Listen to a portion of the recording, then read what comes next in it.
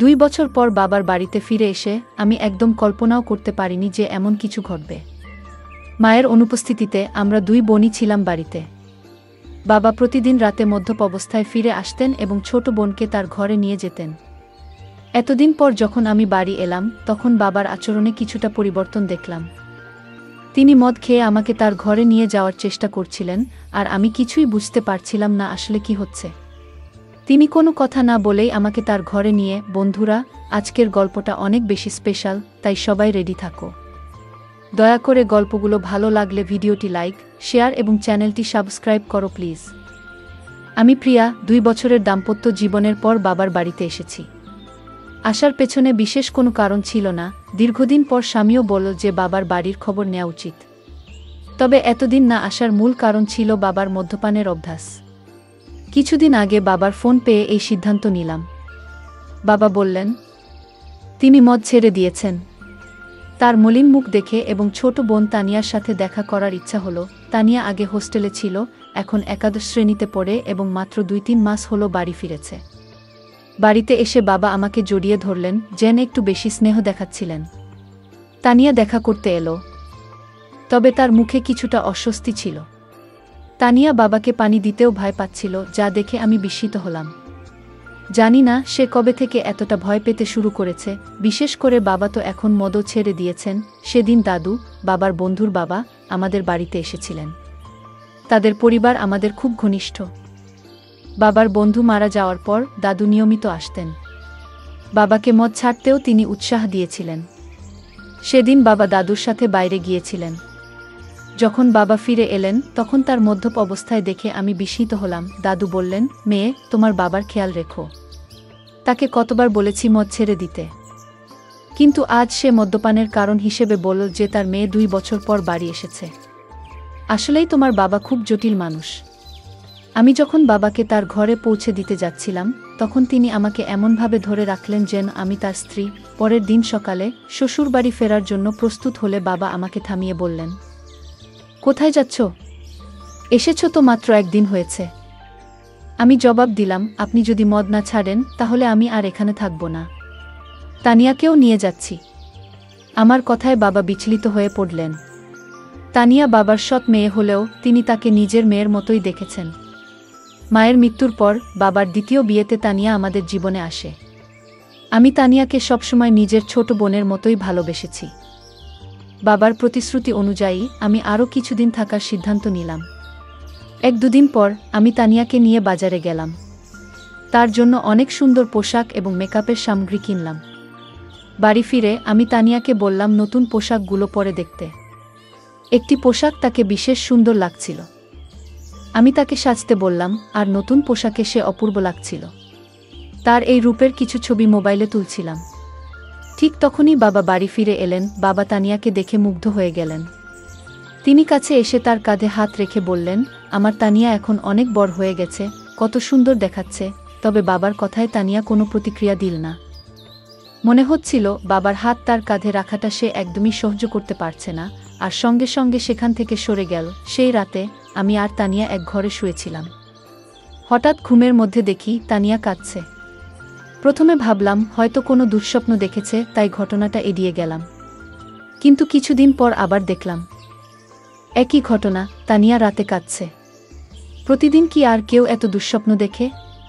তখন থেকেই আমার মনে সন্দেহ জাগতে লাগলো। সেই রাতেই তাকে জাগিয়ে জিজ্ঞেস করলাম, তানিয়া, কি হয়েছে? তুমি কেন কাঁদছো? সে বলল, কিছু না, হয়তো কোনো খারাপ স্বপ্ন দেখেছি। তার কথা শুনে আমারও ঘুম চলে গেল। কিছুক্ষণ আমি নৈশ বাতির আলোতে বসেছিলাম। হঠাৎ আমার দৃষ্টি পড়ল তানিয়ার দিকে। সে ঘুমের মধ্যে পাশ ফিরে শুয়েছিল। আমি খেয়াল করলাম তার শরীরের কিছু অস্বাভাবিক পরিবর্তন। আমার মনে হলো বিয়ের 2 বছর পেরিয়ে গেলেও আমার শারীরিক অবস্থায় তেমন কোনো পরিবর্তন আসেনি। কিন্তু তানিয়ার ক্ষেত্রে ব্যাপারটা সম্পূর্ণ আলাদা ছিল। তার শারীরিক পরিবর্তনগুলো স্পষ্ট ছিল। বাড়িতে ফিরে আমি লক্ষ্য করলাম তানিয়া সবসময় ঢিলেঢালা পোশাক পরছে এবং নিজেকে আড়াল করে চলেছে। তখন বুঝতে পারলাম এর পেছনে নিশ্চয়ই কোনো কারণ আছে। মাত্র 17 বছরের একটি মেয়ের শরীরে এত পরিবর্তন কিভাবে হলো তা ভেবে আমি অবাক হলাম। কৌতূহলী হয়ে আমি তার কলেজের কয়েকজন বন্ধুর সাথে কথা বলি এবং জানতে চেষ্টা করলাম তানিয়ার কি কোনো বিশেষ বন্ধু আছে। সবাই এক কথায় জানালো যে মোটেও সে ধরনের মেয়ে নয়। সে কখনোই দায়িত্বহীন ছিল না। তবে সমস্যা কোথায় তা আমাকে বুঝতে হবে। সেই রাতে যখন আমি ঘুমাচ্ছিলাম, হঠাৎ দেখি বাবা ঘরে এসে তানিয়াকে নিয়ে বাইরে চলে গেলেন। আমি সবকিছু চোখের আড়াল থেকে দেখছিলাম, কিন্তু কিছু বলতে পারলাম না। অনেকটা সময় পার হয়ে গেল, তানিয়া তখনও ঘরে ফিরছিল না। অবশেষে যখন সে ফিরে এলো, আমি খেয়াল করলাম তার হাঁটা স্বাভাবিক নয়। সে বেশ অস্বস্তি নিয়ে চলাফেরা করছে। পরের দিন দুপুরে যখন তানিয়া বাইরে থেকে বাড়ি ফিরল, তখন আমি সরাসরি তাকে জিজ্ঞাসা করলাম, রাতে তুমি বাবার সাথে কোথায় গিয়েছিলে? সে বলল, বাবা ক্ষুধার্ত ছিলেন, তাই তাকে খাওয়াতে গিয়েছিলাম। তানিয়ার এই ব্যাখ্যা আমার ঠিক মনে হলো না। তখন আমি সরাসরি তাকে জিজ্ঞেস করলাম, তানিয়া, তুমি বাবাকে কেমন মনে করো? তিনি কি তোমাকে কোনোভাবে বিরক্ত করেন বা তোমার বয়সের তুলনায় বাসার ভারী কোনো কাজ করতে বলেন? তানিয়া দ্রুত বলল, না না, বাবা তো আমার খুব যত্ন নেন। তারপর সে নিজের ঘরে চলে গেল। আমার বাবা এখনও বেশ তরুণ দেখতে ছিলেন। তার বয়স এখনও 50ও পেরোয়নি। আমি দেখেছি তিনি সকালে নিয়মিত ব্যায়াম করেন এবং তানিয়াকেও সঙ্গে ডেকে নেন, কিন্তু তাদের মধ্যে কি চলছে তা আমি বুঝতে পারছিলাম না। একদিন হঠাৎ আমার ননদ ফোন করলেন। তিনি তানিয়ার জন্য একটি সম্পর্কের প্রস্তাব নিয়ে কথা বললেন। আমি তাকে জানালাম যে তানিয়া মাত্র 17 বছরের মেয়ে। তখন তিনি বললেন, প্রস্তাবটি খুব ভালো, ছেলে প্রতিষ্ঠিত। নন্দের কথায় আমি ছেলের পরিবারের সাথে যোগাযোগ করলাম এবং তাদের বাড়িতে আমন্ত্রণ জানালাম। যখন তারা তানিয়াকে দেখলেন, ছেলের মা বললেন, আপনার বোনের বয়স কি সত্যিই 17? দেখুন, এই মেয়ের শরীর এবং বয়সে বড় পার্থক্য রয়েছে। এমনকি ছেলের মা স্পষ্ট জানিয়ে দিলেন, কিন্তু ছেলের মা স্পষ্টভাবে বিয়ের প্রস্তাবটি ফিরিয়ে দিলেন, কারণ তাদের মনে হয়েছে তানিয়ার শারীরিক গঠন তার বয়সের তুলনায় অনেকটাই বেশি। আসলে আমাদের তেমন তাড়া ছিল না তার বিয়ের বিষয়ে। তবে নন্দের অনুরোধে আমি তাদের বাড়িতে ডেকেছিলাম। আমি এই দেখার ব্যবস্থা এমন এক সময় করেছিলাম যখন বাবা বাড়িতে ছিলেন না এবং আমি তাকে কিছু জানাইনি। কিন্তু যখন বাবা জানতে পারলেন, তিনি ভীষণ রেগে গেলেন এবং বললেন, তুমি কি পাগল হয়েছ? তানিয়া মাত্র 17 বছরের মেয়ে, আর তুমি তার জন্য এখনই প্রস্তাব আনছ? যদি এখানে থাকতে না পারো, তবে নিজের শ্বশুর বাড়িতে চলে যাও। বাবার এই প্রতিক্রিয়ায় আমি হতবাক হয়ে গেলাম, কারণ এটা তো কেবল সাধারণ একটি দেখাশোনা ছিল। বিয়ে ঠিক করিনি। বাবার তানিয়ার প্রতি অতিরিক্ত মনোযোগ আমাকে চিন্তিত করছিল। যদিও আমি সরাসরি কিছু সন্দেহ করিনি, তবে তাদের আচরণ আমাকে ক্রমশ সন্দেহজনক লাগতে শুরু করছিল। তানিয়াকে প্রায়ই বাবার পিছনে ঘুরতে দেখতাম। বাবা আমার সাথে এত রাগ করলেও আমি শ্বশুর বাড়ি যেতে চাচ্ছিলাম না। দাদাজি, যিনি আমাদের বাড়ি থেকে 2টি বাড়ি পড়ে থাকতেন, আমাদের মধ্যে এই সমস্যা লক্ষ্য করেছিলেন। তিনি বাবাকে বোঝানোর চেষ্টা করলেন, মেয়ের সাথে এমনভাবে কথা বলা উচিত নয়। কিন্তু বাবা কারো কথা শোনার মতো অবস্থায় ছিলেন না এবং রেগে নিজের ঘরে চলে গেলেন। তার পেছনেই তানিয়া এক গ্লাস পানি নিয়ে ঘরে ঢুকে গেল, যেন বাবার প্রতি তার অতিরিক্ত খেয়াল ছিল। দাদাজি আমাকে বললেন, প্রিয়া, যদি তোর বাবার এই আচরণ পছন্দ না হয়, তুই নিশ্চিন্তে শ্বশুর বাড়ি চলে যা। আমি এখানে দুজনেরই খেয়াল রাখব, কোনো চিন্তা করিস না। দাদাজি খুব দায়িত্বশীল মানুষ ছিলেন এবং সবসময় আমাদের বাড়ির খেয়াল রাখতেন। 2 দিন পর আমি শ্বশুর বাড়ি চলে গেলাম। সেখানে পৌঁছে দেখি আমার ননদ আগে থেকেই এসেছে। সে বলল, প্রিয়া, আমি তোকে শুধু একটা পরামর্শই দিয়েছিলাম। ওই পরিবার থেকে আমার কাছে ফোন এসেছিল। তারা বলেছে তোমার বোন সম্পর্কে আমাকে কিছু ভিন্ন কথা বলা হয়েছে। তিনি বললেন, মেয়েটি বিয়ের আগেই শরীরের অদ্ভুত পরিবর্তন করেছে। আমার শ্বশুর বাড়িতেও তানিয়ার শারীরিক পরিবর্তন নিয়ে কথা হচ্ছিল। এরপর ননদ আমাকে বললেন, প্রিয়া, রাগ করো না, তবে এখনও তোমার হাতে সময় আছে। তুমি এখনই ভালো কোনো পরিবারের সাথে তানিয়ার বিয়ের ব্যবস্থা করো, কারণ তার বয়স বাড়লে শরীরের পরিবর্তন আরও বেশি হবে। তখন তার জন্য উপযুক্ত পাত্র খুঁজে পাওয়া কঠিন হয়ে যাবে। নন্দের কথা সত্যিই ছিল। আমি তার কাছ থেকে আরও 4-5টি প্রস্তাবের যোগাযোগ নম্বর নিলাম এবং সরাসরি আমার বাবার বাড়িতে চলে গেলাম। সেখানে গিয়ে বাবাকে স্পষ্ট বললাম, আমি তানিয়ার জন্য সম্পর্ক দেখতে শুরু করেছি। বাবা এতে রেগে গেলেন, কিন্তু আমি তার রাগের পরোয়া করলাম না, কারণ আমি আমার বোনের ভবিষ্যৎ নিয়ে চিন্তিত ছিলাম।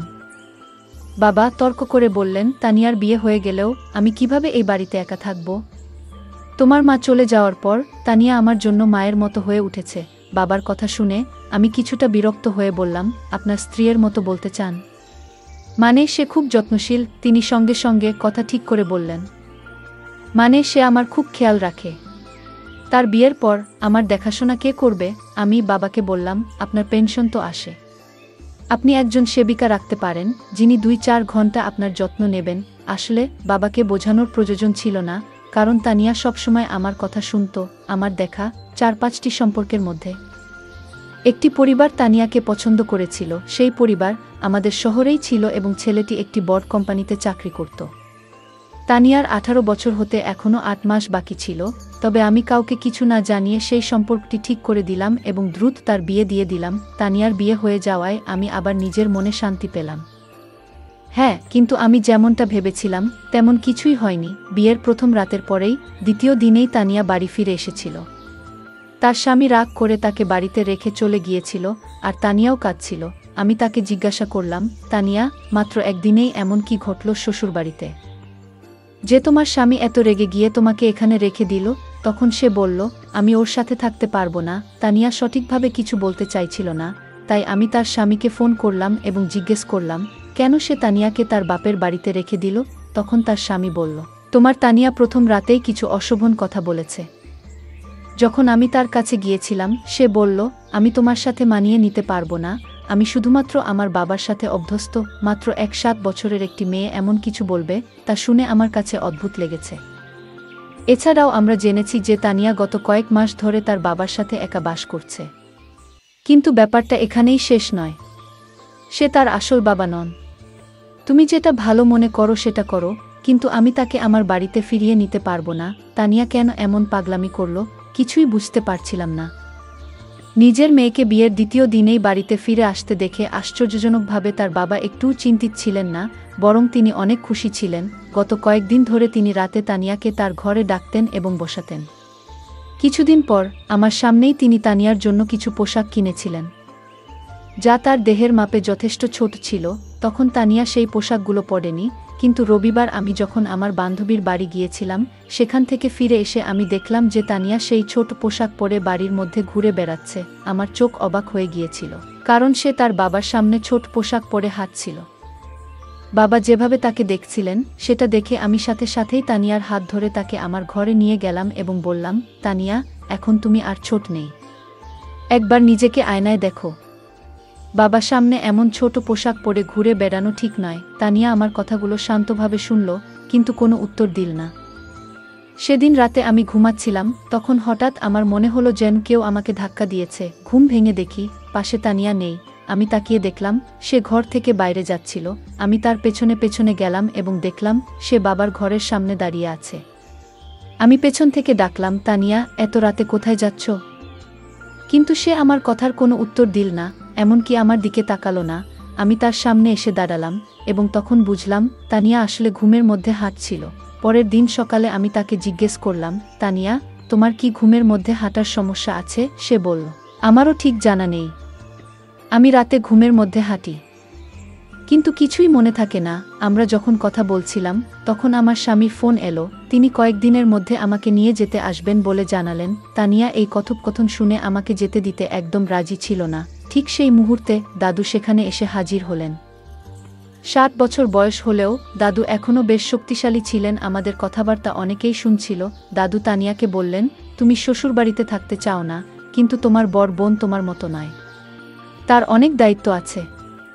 বাপের বাড়ি মেয়েদের জন্য অল্প সময়ের জায়গা, তাকে তার দায়িত্ব পালন করতে হবে, তাকে বাধা দিও না। দাদু তানিয়ার কাঁধে হাত রেখে কথা বলছিলেন, কিন্তু হঠাৎ তানিয়া দাদুর হাত ঝেড়ে ফেল এবং বলল, আমাকে অযথা উপদেশ দেবেন না, সে আমার বোন, তার সাথে কি কথা বলতে হবে সেটা আমি নিজেই দেখে নেব। আপনি নিজের বিশ্বাসটা দেখুন। তানিয়ার এমন অদ্ভুত আচরণ আমারও ভালো লাগেনি। কয়েকদিন পর আমার স্বামী আমাকে নিতে আমার বাপের বাড়িতে এলো। তানিয়া তার জামাইয়ের কাছে কিছুদিনের জন্য বাড়িতে থাকার জেদ ধরল। আমার স্বামী ও তানিয়ার জেদ দেখে রাজি হয়ে গেলেন। আমার স্বামী আমাকে বলল, প্রিয়া, তুমি গত কয়েকদিন ধরে বাপের বাড়িতে আছো। এই সময়ে তোমার বোনের সাথে অনেক কিছু ঘটেছে। তুমি একবারও তার সাথে এ বিষয়ে কথা বলেছ? আমি বললাম, এ নিয়ে কথা বলার কি আছে? যা হচ্ছে সবই সে নিজের ইচ্ছেতে করছে। আমার কথা শুনে স্বামী শুধু মাথা নাড়ল, কিছু বলল না। সেদিন রাতে আমরা একসাথে ঘুমাতে গেলাম, আর তানিয়া তার বাবার ঘরে ঘুমাচ্ছিল। পরের দিন আমরা সবাই ছোট্ট একটি ট্রিপে যাওয়ার পরিকল্পনা করেছিলাম। সকালে উঠে দেখলাম তানিয়া বাবার ঘর থেকে বের হয়নি। আমি বাবাকে জিজ্ঞেস করলাম, তানিয়া কোথায়? বাবা বলল, বাড়ির মধ্যে কোথাও আছে। তাকে খুঁজতে খুঁজতে আমি ছাদে গেলাম। সেখানে দেখলাম তানিয়া এক কোণে বসে কাঁদছে এবং বারবার তার পেট চেপে ধরছে। আমি বললাম, তানিয়া, তোমার কি পেট ব্যথা করছে? তুমি এখানে একা বসে আছো কেন? সে কোনো উত্তর দিতে চাচ্ছিল না। আমি আবার বললাম, তানিয়া, তুমি তো তোমার জামাইকে এখানে থাকার জন্য জেদ করেছিলে। তোমার জামাই পুরো ট্রিপের আয়োজন করেছে, আমরা বাইরে ঘুরতে যাচ্ছি, আর তুমি এখানে কাঁদছো। ঠিক করে বলো, কি হয়েছে তোমার? আমি যখন কথা বলছিলাম, হঠাৎ তানিয়া আমাকে জড়িয়ে ধরে আরও জোরে কাঁদতে শুরু করল। সে বলল, দিদি, আমি কোথাও যেতে চাই না। তুমি বাবাকে নিয়ে যাও। আজ আমি আমার স্বামীকে ভীষণ মিস করছি। তানিয়া হঠাৎ করে তার স্বামীকে কেন এত মনে পড়ছে সেটা আমি বুঝতে পারছিলাম না। আমি তানিয়ার কথা কিছুতেই বুঝতে পারছিলাম না। তাই তাকে ঘরে নিয়ে এলাম। ঘরে এসে সে নিজের ঘরে ঢুকে চুপচাপ হয়ে গেল। তখন আমি বাবাকে বললাম, তানিয়ার শরীর হয়তো ভালো নেই, কাল তাকে নিয়ে বাইরে ঘুরতে যাব। বাবা সেদিন ছুটিতে ছিলেন, কিন্তু হঠাৎ মনে পড়ল জরুরি কিছু কাজ বাকি আছে। তিনি বললেন, তোমরা ঘুরতে যাও, আমি কাজে যাচ্ছি। বাবার আচরণ আমার কাছে অদ্ভুত লাগল। তিনি বাড়িতে থাকার কথা বলেছিলেন, অথচ এখন কাজের অজুহাত দিচ্ছেন। তানিয়া বলল, আমি যতই অসুস্থ থাকি, তোমাদের সাথে বাইরে যাব। আমি জানতাম তার শরীর ভালো নেই, তাই বললাম, আজ তুমি বিশ্রাম করো, কাল আমরা বাইরে যাব। পরে বাবা আর তানিয়া আমাদের সাথে বাইরে গেলেন না। কিন্তু আমি আর আমার স্বামী ঘোরার পরিকল্পনা বাতিল না করেই বেরিয়ে পড়লাম। সন্ধ্যায় তানিয়ার স্বামীকে নিয়ে বাড়ি ফিরে দেখি তানিয়ার ঘর থেকে কিছু অদ্ভুত আওয়াজ আসছে। তার সেই আওয়াজ শুনে আমরা ভীষণ ভয় পেয়ে গেলাম। আমরা দৌড়ে তার ঘরের কাছে গেলাম, কিন্তু ঘরের দরজা ভেতর থেকে বন্ধ ছিল। আমার স্বামী দরজাটা ভেঙে ফেলল, আর ভেতরে যা দেখলাম তা দেখে আমরা যা দেখলাম তাতে আমরা গভীরভাবে বিচলিত হয়ে পড়েছিলাম। আমার 17 বছরের বোন তানিয়া এমন একজন বৃদ্ধের সাথে ছিল, যার আচরণ একেবারেই অনুচিত ও অপ্রত্যাশিত ছিল। সেই দৃশ্য দেখে আমার স্বামী প্রচণ্ড রেগে গিয়ে সরাসরি সেই ব্যক্তির দিকে এগিয়ে যায় এবং তাকে জিজ্ঞাসা করতে শুরু করে। যখন আমরা বাড়ি থেকে বাইরে ছিলাম, তখন শুধু বাবা আর তানিয়া ছিল ঘরে। কিন্তু যেটা ঘটছিল তার কেন্দ্রে ছিল এক প্রবীণ ব্যক্তি, যিনি প্রায় 60 বছরের। আমি বাবার ঘরে গিয়ে দেখি তিনি সম্পূর্ণভাবে অচেতন অবস্থায় পড়ে আছেন। ঠিক সেই মুহূর্তে তানিয়া আমার কাছে ছুটে এসে জড়িয়ে ধরে। আমি তাকে শান্ত করে জিজ্ঞেস করলাম, তানিয়া, আসলে কি ঘটছে? এই ব্যক্তি কি তোমার সাথে এর আগেও এমন কিছু করেছে? তানিয়া চোখ মুছতে মুছতে বলল, হ্যাঁ দিদি, দাদু অনেকবার আমার প্রতি অন্যায় আচরণ করেছে। এমনকি গতকাল রাতেও তার আচরণ খুবই খারাপ ছিল। দাদু বাবাকে কিছু টাকা ঋণ দিয়েছিলেন, কারণ বাবার বাজে অভ্যাসের জন্য আমাদের বাড়িটা প্রায় বিক্রি হওয়ার পথে ছিল। তখন দাদু আমাদের সাহায্য করেছিলেন। বাবা সেই ঋণ শোধ করতে না পারলে হয়তো আইনগত সমস্যায় পড়ে যেতেন। সে সময় আমি ভেবেছিলাম দাদু একজন ভালো মানুষ, কিন্তু পরে বুঝতে পারলাম তার আসল চেহারা অন্যরকম। দাদু প্রায়ই বাড়িতে এসে বাবার সাথে মদ খেতেন, আর বাবা ঘুমিয়ে পড়লে আমাকে অত্যাচার করতেন। গতকালও একইভাবে আমাকে হুমকি দিয়ে বললেন, কাউকে বললে বাবাকে জেলে পাঠাবো। এতদিন এসব সহ্য করেছি, কিন্তু তোমাকে বলতে পারিনি। তুমি আমাকে সবসময় ভুল বুঝেছ, কখনো পাশে দাঁড়াওনি। বাবাকেও কিছু বলতে পারিনি, কারণ তিনি বারবার মদের মধ্যে ডুবে যেতেন। বাবাও সবসময় আমার সাথে রাগ করতেন, আর আমি কিছুই করতে পারতাম না। বিয়ের পরও সেই বৃদ্ধ লোকটার কথা মনে পড়ত, যা আমাকে কষ্ট দিত। এজন্য রাতে ঘুমের মধ্যে অজান্তেই কিছু বলতাম, কখনো বাবার নামও বেরিয়ে আসত। আমার স্বামীও আমাকে বুঝতে পারেননি। বিয়ের দুদিন পরেই আমাকে বাপের বাড়ি রেখে চলে যান। তানিয়ার কথা শুনে আমার চোখে জল এলো। তার স্বামী ও দুলাভাইও কাঁদছিলেন। আমি তাকে না বুঝেই সবসময় রাগ দেখিয়েছি, বড় বোন হিসেবে আমার দায়িত্ব পালন করিনি। আমি তানিয়ার কাছে ক্ষমা চাইলাম। বাবা যখন সব জানলেন, তখন নিজেকে দোষী ভাবতে লাগলেন। মদের নেশায় তিনি আমাদের পরিবারকে বিপদে ফেলেছিলেন। আমি তানিয়াকে কিছুদিন নিজের কাছে রাখলাম। তার মানসিক অবস্থার উন্নতি হলো। 1-8 বছর বয়সে তার স্বামী আবার তাকে বাড়ি নিয়ে গেল। অতীত মেনে নিলেও তানিয়ার সহ্য করা কষ্টের পূরণ আমাদের কারো পক্ষে সম্ভব ছিল না। আমরা সেই বৃদ্ধ লোকটাকে পুলিশের হাতে তুলে দিলাম এবং সে শাস্তি পেল, যা তার প্রাপ্ত ছিল। বন্ধুরা, বাচ্চাদের যত্ন ও ভালোবাসা গুরুত্বপূর্ণ। পরিবারের সবাই মিলে নিয়মিত কথা বলা ও নজর রাখা উচিত, যাতে তারা সুখী থাকে এবং কোনো চাপের মধ্যে না থাকে। গল্পটা কেমন লাগলো জানাতে ভুলবে না। আরও মজার মজার রোমান্টিক গল্প শুনতে চাইলে ভিডিওটি লাইক, শেয়ার এবং চ্যানেলটি সাবস্ক্রাইব করতে এবং বেল আইকনটি ক্লিক করতে ভুলবে না। ধন্যবাদ।